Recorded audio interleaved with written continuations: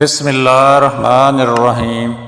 حدیث نبوی صلی اللہ علیہ وآلہ وسلم ابو سعید خدری رضی اللہ تعالیٰ عنہ روایت کرتے ہیں کہ دینار دینار کے بدلے میں اور درہم درہم کے بدلے میں بیچا جا سکتا ہے۔ اس پر میں نے ان سے کہا کہ ابن عباس رضی اللہ تعالیٰ عنہ تو اس کی اجازت نہیں دیتے۔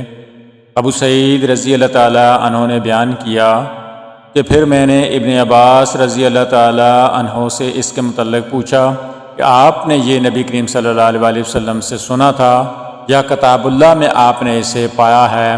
انہوں نے کہا کہ ان میں سے کسی بات کا میں دعوے دار نہیں ہوں کہ رسول اللہ صلی اللہ علیہ وسلم کی حدیث کو آپ لوگ مجھ سے زیادہ جانتے ہیں، البتہ مجھے اسامہ رضی اللہ تعالیٰ عنہ نے خبر دی تھی کہ رسول اللہ صلی اللہ علیہ وسلم نے فرمایا کہ مذکورہ صورتوں میں سود صرف ادار کی صورت میں ہوتا ہے۔